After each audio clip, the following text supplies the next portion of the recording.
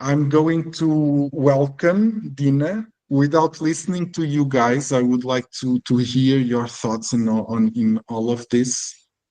But let's leave all to the end, okay?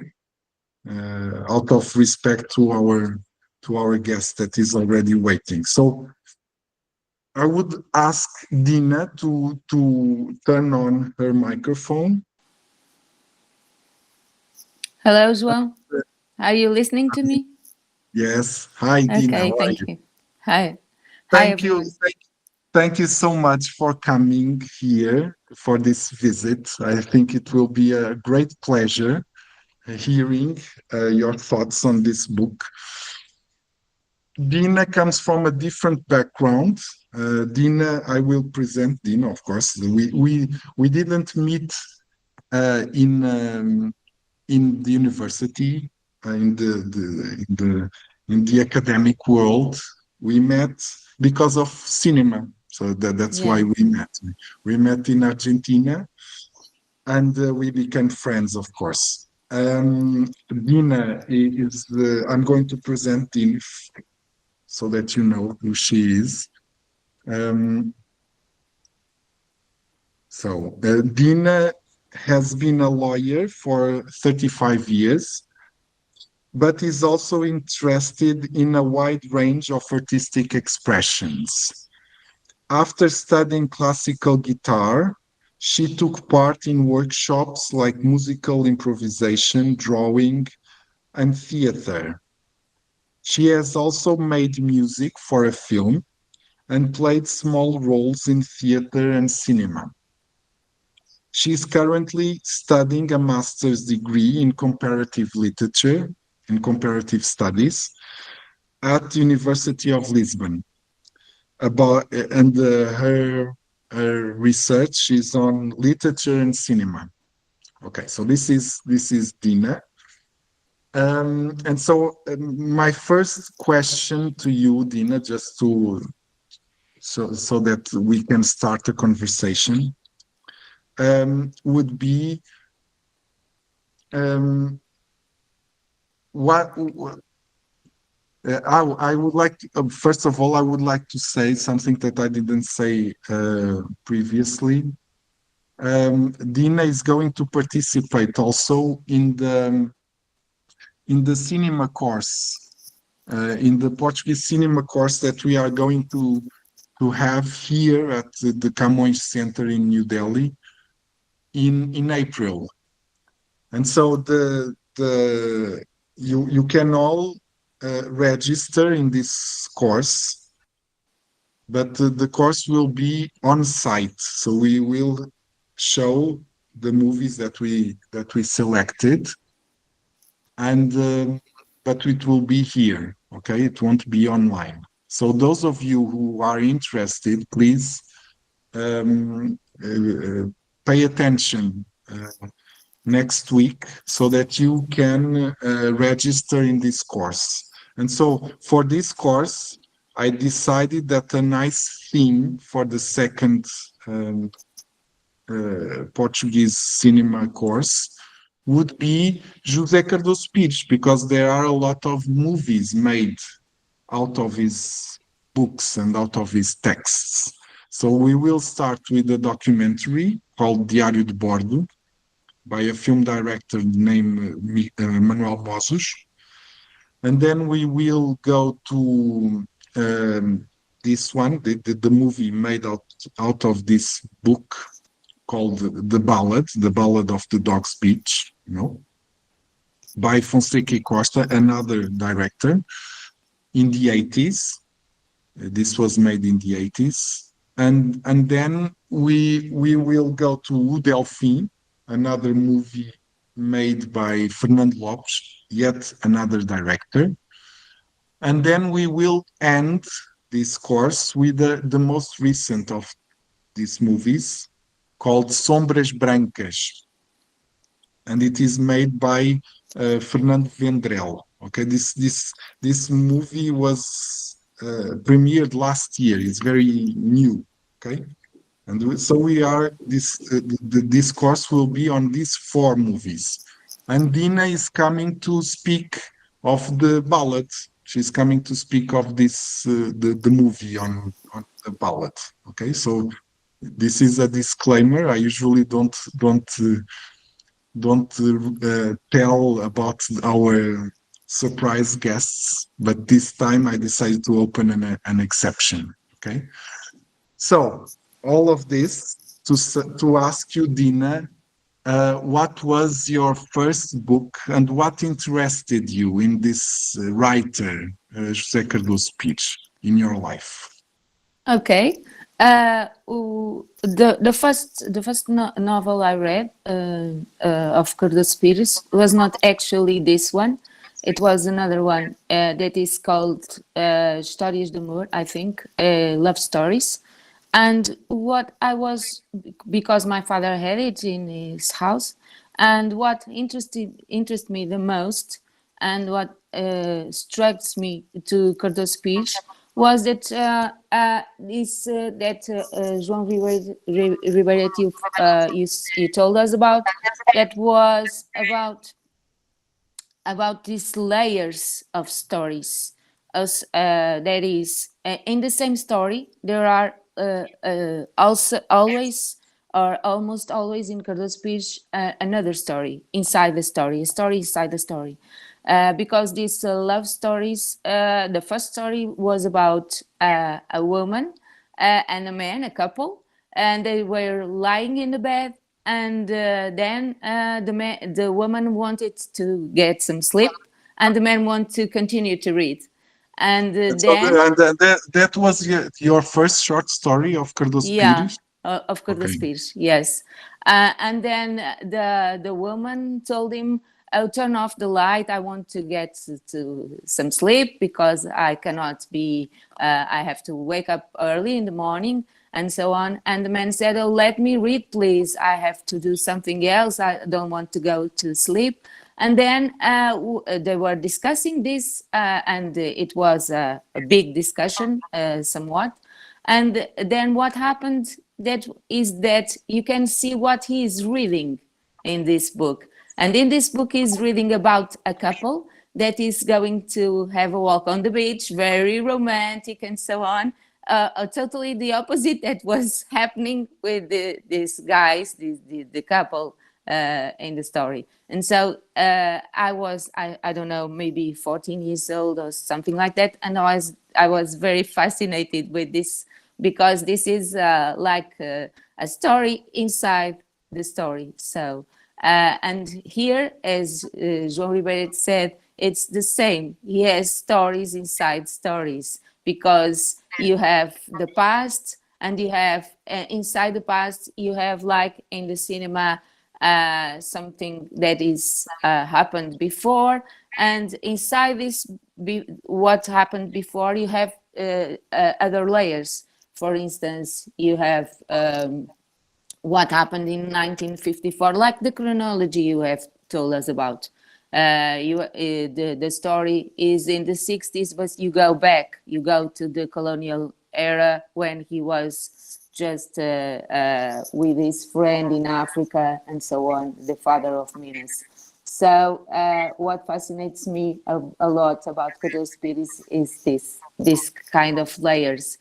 You don't, but although there are these layers, you also have this made in a very, very precise style, because you can always know where you are. If you are in the colonial era, if you are in a dictatorship, if you are now, because he's very precise with that. And one thing is, you told us about Cardoso Pires, and I think it's very, very accurate. It's that he has a very cinematic style, because, and this we will see when we will watch the films. I guess you will say it in his documentary, that he was inspired by the cinema, mainly by American cinema. He said, as others writers, they try to inspire themselves in books. I inspire myself in the cinema. And this is very incredible, because, as you said, his style is very cinematic, not only because when you read a book, you're trying to imagine the story. But here, I think you are actually seeing the story, watching the story as you are on a screen. You have on a screen in front of you. This is what I feel when I read Cardoso Pires. So maybe you're accurate, you're right, when you say that he's trying to say that in literature this is also possible. To have this kind of cinematic style, to have this that literature, modern cinematic, is also an art like opera or cinema that are total arts where you can have everything. This is what I think. Okay. It is kind. I always remember what I was lucky enough to know one of the directors that we are going to talk about in the cinema course, and I was lucky enough to meet and to interview Fernando Lopes after he made O Delfim, the movie that we are going to see next week. And what he told me was very interesting, because he said, everyone says that the books of José Cardoso Pires, and especially this one, Balada da Praia dos Cães, but also O Delfim, they are very cinematic. And so it should be easy to turn this into cinema. But that's not really the case, because it is a literary interpretation of what cinema is. Yeah. He's not trying to write a script. He's not. No. He doesn't want to turn his writing into a movie. It's not that. He's trying to make literature at the end. That's the true. Final product is still literary. Yeah, that's so it. Because he's also very influenced by the American literature. I don't know if he's going to speak about this in the documentary. I don't remember. But his style is very precise. Maybe, I don't know, just because he was also a mathematician. He was not a guy from the literature. He was a mathematician.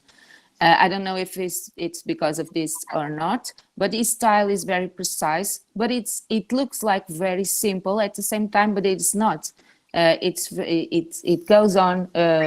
He worked this kind of style very meticulously, so that every phrase, every word matters. The way he writes, but at the same time, it looks like very simple. And because we read and we don't find it very elaborate and very difficult to understand what he writes about. But at the same time, it's very, very precise. And because the way he describes his characters, for instance, the environment, I think he paints like vivid pictures of the events. And that's very interesting because it takes you to the story. This is what I think. Yeah. Okay, so there is editing. So he's staging a kind of cinematic editing of the scenes, one scene to the next, to the next. But at the same time, he edits the texts. It cuts. Yes, a lot. Yes, he works a lot. Sorry. Please. He works a lot to text. We can see it in the originals if we look at the original papers where he wrote. And he says something that is very interesting, that the writing is not about writing. Writing is about deleting. And I think it's incredible. So he loved computers. When computers arrived, he loved computers. He never he wrote in the computer because he could change the paragraphs, change the order, and work the style, work the phrases, the paragraphs, deleting very easily. So he also says that I I never forget that writing is about deleting. You write and then you like delete just to take the essential things here. So that's incredible. Yes, that's why I love him so much. Okay, okay. So, uh, um, I think you, Dina, I think you have here, we are seeing it already, a PowerPoint presentation. So if you want to go through the PowerPoint presentation, and then Okay. we can ask, probably we will have more questions. Yeah. I will skip the slides for you, okay? Okay, thank you. Yes. At first, I would like to say I'm not a teacher. So I was in the same position as you guys are, because in Argentina, Buenos Aires, João Ribeirete made this kind of Zoom meetings about literature that I enjoyed very much. I always try to participate. And then I went I'm making this kind of course in Portuguese university, but I'm not a teacher, so excuse me for something that is not very right, good. So, but João Ribeirete, he told about some things that I'm not going to talk about, so it's good, like eroticism. I'm not going to talk about much about that, but because also he has told us about this very well. But what I would like to say is that is this about the other meeting we have that I've listened to. Rita Correa said that this points out that if this is a crime novel or not. And I guess this can be an interrogation, because in fact, what happens is here we are not looking for who is doing it, but why he is doing it. And this is very interesting because it gives José Cardoso Pires an opportunity to talk about and to speak about these persons, and to come to make the assassin like alive again, talking about his life, and also because when we know we happen to have an accident, or we see an accident. When we see an accident on the street, for instance, we want to know not what, we always want to know what happened. So, my gosh, what happened? And this is what I think Cardoso Pires is trying to tell us, what has happened. So it's very, very interesting, this this kind of thing, and I guess this in a way it's also a crime novel because of that, because we are trying to know what has happened. We go to the past, like with this inspector Elias, and we try to know what happened, and why he's doing this. Maybe because of legal necessity to reconstruct the crime. Because Mina could retract her confession, and it was maybe necessary for the judge to know what is happened, not what just Mina told about, but the facts. Was it a judicial motivation? Because we have to know what happened, and not what happened, but why it has happened. What was the motivation for the murder? Was it in cold blood? Was it in self-defense? Was it passionate emotion? Was it political motivation? Because these nuances affected the verdict.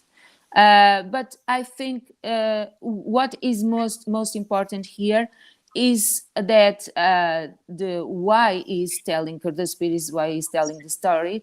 It has to go about it. It's about Elias' personal loneliness. He's a very lonely guy, And so what he lives with a lizard, not even a very domestic animal, and what he wants us to. And the mice as well.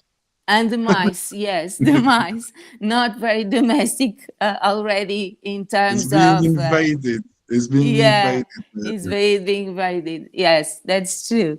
And so his family has already left, not left because they are dead. And so what is his motivation? His motivation or is living the lives of others, the others that he investigates. And especially in this case, because he kind of falls in love with Mina, or has some thoughts about her, sexual thoughts or whatever. I think it's not just sexual thoughts. It's also because he's fascinated by this woman, this young woman that has some independence, although she's not really independent because she lives through the money of his father, but she has some independence. She lives alone. She had a lover, a married guy, so he's a bit fascinated with this woman, and I think he lives the lives of others because when he investigates, he puts himself in this position, reconstructing the story. What was happened in the houses they were, what they were, how they were interacting, and what they were possibly thinking about. And this is a way for me that a very lonely guy can live other lives and can be distracted and can be involved with this kind of things. As we told about, João Ribeirete told about, this part of the novel is very erotic, and because it talks about a lot the interactions between the major and Mina, and also because of what I have told about the major that João Ribeirete also told us about. And there is this scene, this theme in the elevator that is like more, it's also a story within a story, because it translates a story that was in a review, a part of a review.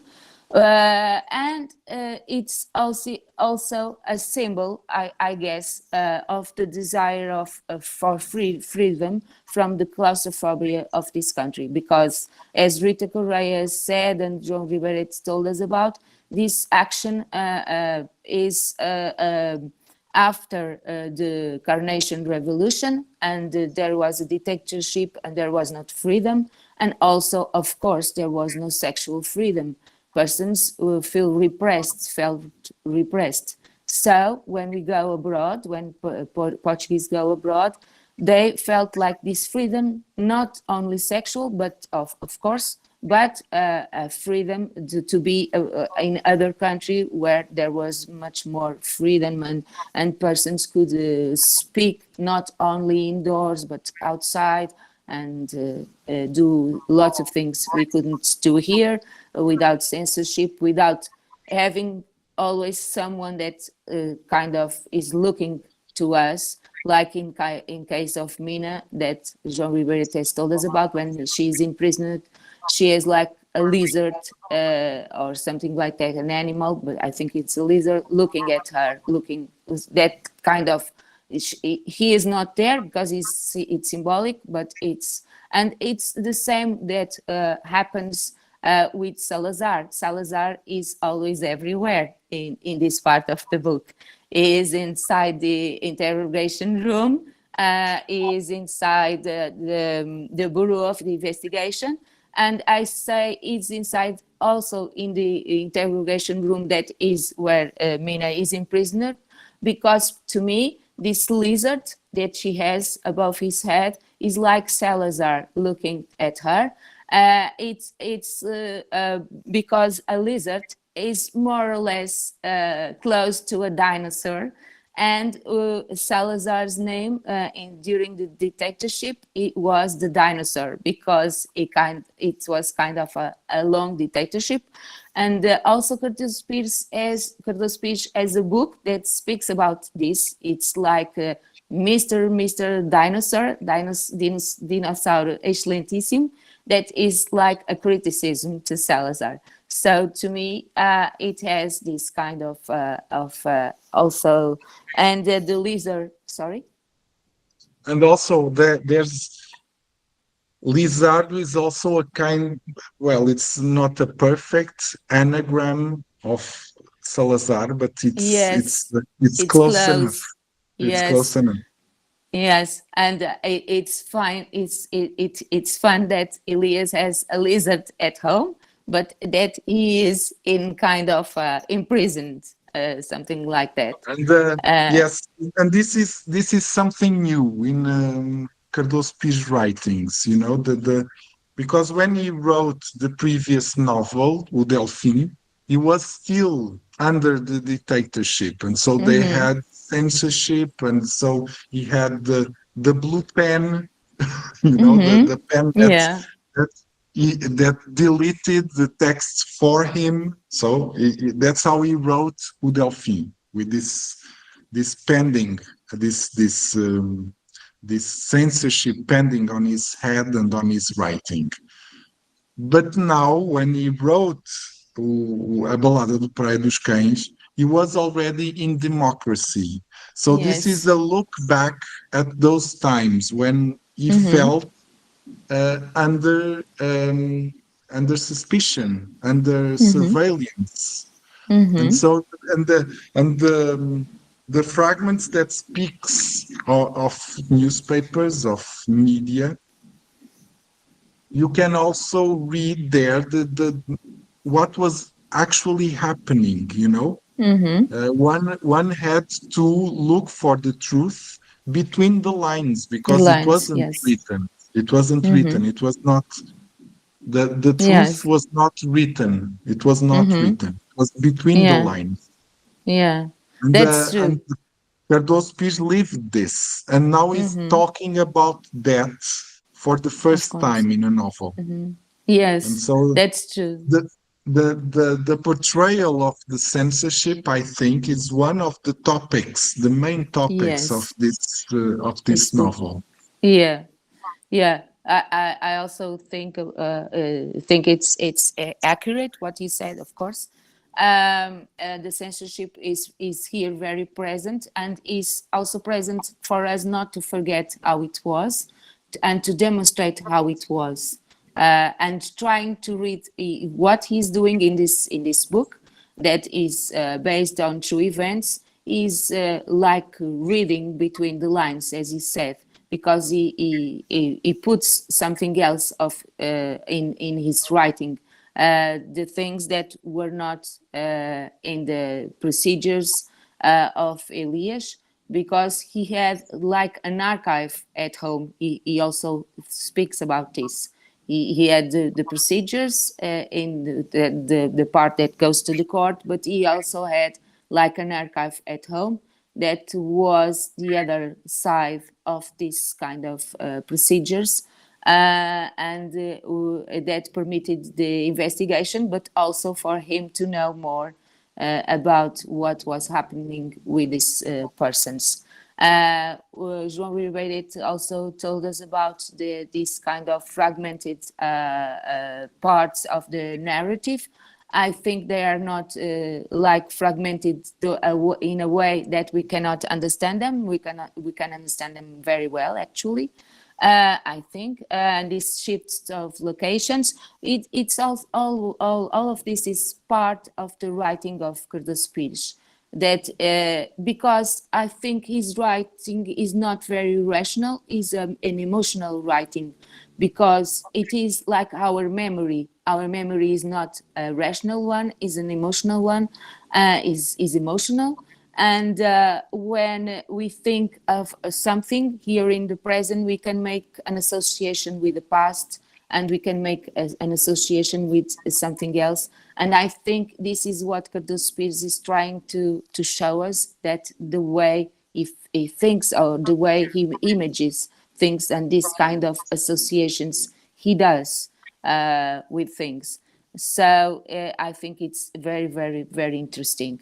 So as I said, the main characters, Elias is a lonely guy who observes more than intervenes.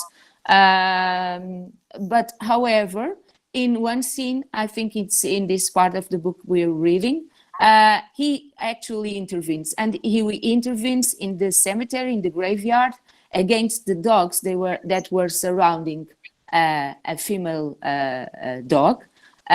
He intervenes there. And I think this is allegoric or metaphoric, representing Mina, that is always surrounded by these guys that in some way are trying to repress her. For instance, Major and also Elias, with these further and further questions and investigations. And also I think it represents our motherland. Mina is a bit like this, and this female dog also, because they represent the repression, and the repression under the women were under in this dictatorship. And so he tries to have this intervene, because Elias is very fond of Mina, and he wants to, in a way, to defend her, or to have her to himself. And he has this kind of possession, and this kind of trying to be like the Major with Mina, trying to replace him, that now that he's dead. That's why I think Mina is always appearing to him in his bathroom, in this house. He's a bit like everywhere, like this. And we have Major Dantas Castro, that is like a dictator, so he's a guy that is rebelled against this dictatorship, but is also a dictator guy, like João Ribeirete told us about. Is a guy that oppresses Mina, her behavior. He is just not letting her go. So he represents kind of the two parts of this kind of rebellion one, but also a dictator. This is what I think. Then we have the historical context of this novel. That is based on true events from the 60s, 59, 60s. It is during the dictatorship, Portugal dictatorship, but it was written, as you said, in 82, so 6 years after the Carnation Revolution.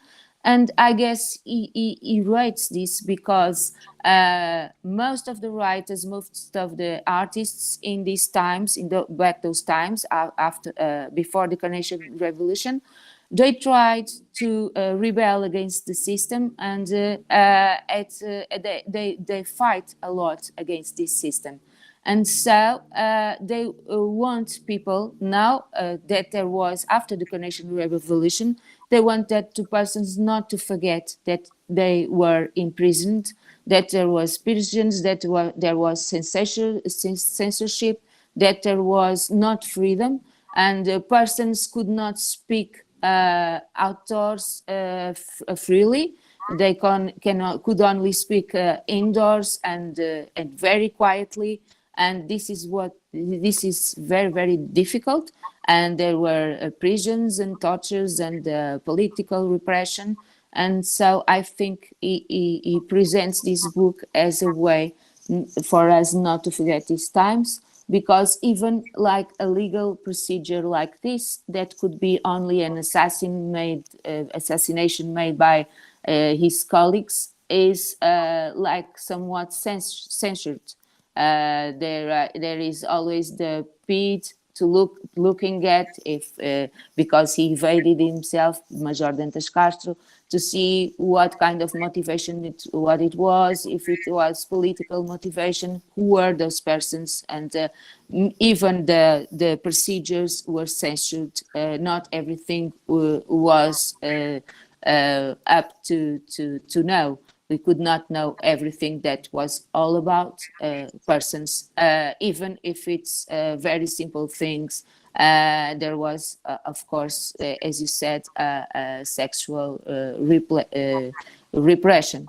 So I think this book is about censorship and freedom versus freedom, and is people now. For us to know that the people had to wear masks before in order to survive. Now we don't have to have masks, but before, like Mina had her own mask, and Major Dantas Castro also. And as you said, Mina was because when he evades himself, he evades like a priest. And a priest is someone that is close to the regime. So this is, I think, why this is here. And Mina was, as you said, a very difficult character to speak about, because if she's free, she's not free at the same time. If she's a woman, she's also other things that women don't like to be. If she has freedom, she has repression from her lover, and there was the sexual repression, and so she is an ambiguous character, but she represents mostly this kind of women that lived under this regime, that were free, Yes. but not totally. That's what I Yes, think.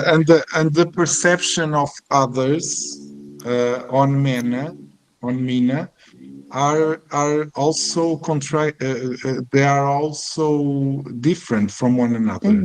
If you remember the caretaker of the house where Mena used to live, she said the best things about Mena. She said, "Oh, she's a wonderful person from wonderful families. I cannot believe that she's involved in this terrible crime and all that." That's Remember true. that? Yes. This was in the previous readings. Whereas this week we found a lady that is called Galinheira. It's the chicken lady. Where she and this lady says the worst things about Mena, the worst things. She said she That's was true. completely immoral, an immoral kind of person, and that there were all kinds of shouts in that house. It was people were always fighting, and they were always in some kind of ambiguous play or something inside, So the That's true. perception that people had of Mena is also contradictory, Yeah. I think it's contradictory, and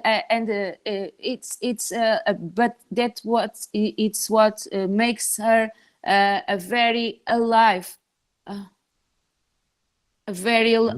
Are you listening to me? Yes. Yeah. Okay. That's what makes her a very alive person, because I think every one of us is very contradictory. Some persons like us, others don't like, and everyone is like this. But of course, in those times, it was serious, because you cannot show yourself as you actually are. You have to hide yourself behind a mask, and you always have this in kind of Mina. In the case of Mina, the woman, this woman is very beautiful and is very sexy and sensual. So there is this male gaze always about her, not only by Major Dantas Castro, but also by Elias, that sometimes in a way tries to replace platonically this kind of male gaze, and it reproduces a lot like a patriarchal system that was lived in back those times. Yeah, that's what I think. So I think, as I said, this is a very powerful critique of dictatorship, of this kind of the censorship, and the masks that people had to wear, mostly women, in order to survive. So through friction, that is a kind of this is a novel based in true facts, but it's also a fiction, maybe close to a non-fiction novel like Truman, the ones of Truman Capote, close. Cardoso Pires exposes the truth behind official discourses, ensuring that memory of those dark times are never forgotten. This is what I think. Okay. Yeah. Okay. Dina, thank you so much for your for this presentation. I would like to open the floor for our readers' questions. So if you want to make any comments or making any questions, now it's the time. Okay. So who wants to speak? I only heard I only heard one reader today. So, so this is the time for the rest of you to talk. So, Madam Sharda, please. Sharda. Yes, Sharda. Thank you very much. And I again would like to thank everyone for that. And I'm really, and that you always bring us new ideas and new knowledge we learn from every time. And sorry, today I was a bit late.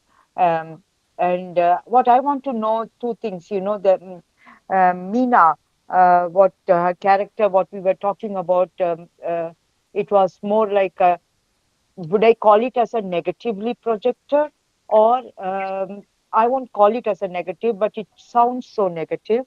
And because she was really dominating, I mean, she was strong, and also that she was fighting against the men-dominated society. So it looked as if her character in a negative place, because I have seen the movies wherever the women are trying to bring in the revolution or something like that. They have always been driven into the negative character, and like a loose character or whatever you call it, and so here the same thing happened, and for her survival she had to go with the major or whatever it is, and then the whole thing goes into. And secondly, I want to talk about the writing of the novel. The writing is like like when you read in India, that is, I'm not comparing it, but when you read R.K. Narayan's book, because it goes into the present, then it goes into the past, in the flashback, and then you are driven into something. So it makes it like what you call it, like criminal, or like a novel which is really made it in such a way that it's very interestingly done. So it's absolutely, if you are not concentrating in between the line, then you miss the reality, what it is been told in the story. So this is what my observation, and the way you have presented it makes more interesting, I think so. This book, I think so, if you read once, it won't be enough. You have to read it again to understand. Then, whenever, because I read the first two chapters which I got again, then my way of thinking was different, you know. So the more you read it, then it changes your perception, you know. So this is Yes, what my observation. yes. This is a book you need to read with a pencil to take notes. You know, you need that. Exactly. You need to write immediately after, because you have to make some sense of what is going on. It's also new. Everything is so different from what one would expect that we have to take notes, not to forget the what we are seeing. So this is the challenge of reading a book like this. You have to read with your pencil in your hand to take notes. Okay. I guess. I, Sorry. I would like to say regarding the revolution and Mena, the character Mena, I think that her relation with the politics is also elusive.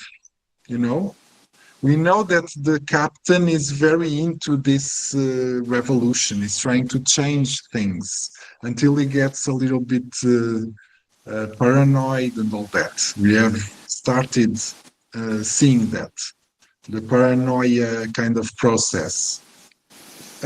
Mena's relation to the revolutionary is more elusive. I think her motivations are more uh, the motivations of a lover, it seems like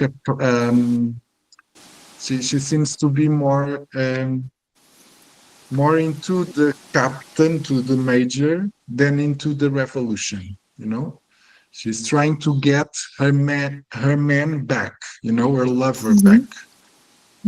Then she's not that interested in the revolution process. Not at all. I don't think so. Yeah, that's what I think also. I think she represents the women during that time because she has some studies, mostly the upper class. She has some studies. She studied in the literature, I think, and in the university. And this kind of women from upper class, they were always trying to be more free, to have more freedom. And so this is what I think she represents, a natural thing that a woman that studied would like to have. But she's not free. Yes, she's not totally free anyway, because she depends on men to be free, like his father to give her some money, and Major Dantas Castro to live with her and be with her, and to have a kind of a relationship that is not very very free, I think, because of everything, even the sexual repression and so on. Yes. Okay, Dina. Any other questions? Madam Sharda, thank you so much for the list of the Indian writers that you sent. I was going to put it on my PowerPoint, but I forgot. I will put it next time for sure. Thank you. Thank you. Thank you. Thank you so much for the suggestions. Thank you. Any other questions from the rest?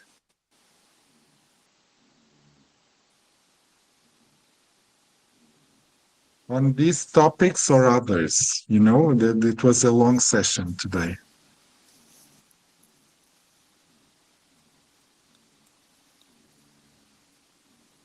No? No other questions? Just one? Okay. So, Dina, thank you so much for being here. You're welcome. I would like to stress I think the main idea of this first session had to do with this idea of a novel that mimics a movie on the way it presents Yeah. itself. This Yeah. is, I think it's the idea that I want you to take home with you, to end this reading. We are now going to end the book. So this idea that was stated by very clearly stated by another writer, by Lydia Jorge. I think it's a very strong and powerful idea. It really helps you to understand the book that you are reading, I think. Yeah. And if I can make a suggestion, I think that if person who is interested in this book, I think it gives you the film, the movie that is made about this book, gives you a very interesting perspective and helps you to understand more and better the book. For I think it's another perspective of this story is not entirely the same story, but it gives you an insight that it could be very helpful on reading the book. This is what I think. Okay. Can I ask some question if it's still you have time, or my curiosity, because I'm very curious about this, like the women character in those days, I wanted to ask you, what are Mina's motivation throughout the novel? I mean, my question was that, is she driven by love, survival, ideology, or something else? I think it's a very good question, Madam Sharda, and it's one that we cannot and probably will not be able to answer. Okay, let's keep that question in mind until the end of the book, and then we'll go back to it. Okay. Okay. Okay. Thank you. Thank you very much, Madam Sharda. And thank you, Dina, very much. Thank you Thank all. you. I thank you a lot. Yes. Thank you very much. Thank you. We will meet again next week for the ending of this reading, of this collective reading experience, and see you then. See you then, or perhaps this Saturday at the Habitat Center to see Grand Tour, okay, of Miguel Gomes.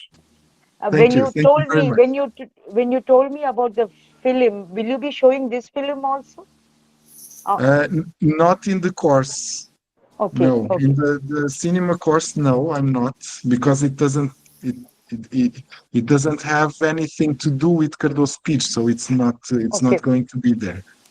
But I'm going to present this movie at the Habitat Center. Yes, short presentation. And some parts of the movie are actually in India and China, and so it's very, very interesting for you guys if you can watch the movie. And it was like it was and very. I would like to tell you another thing. Have you, of course, all of you being Indian, you have noticed that this book talks a lot about India as well. It refers India and next time I will address that topic. I think it is a very important topic of this book is also India, the Indian affairs that are there, Okay. So thank you all very much. Thank you. Thank you. Thank you all. Bye-bye. Thank you. Bye-bye.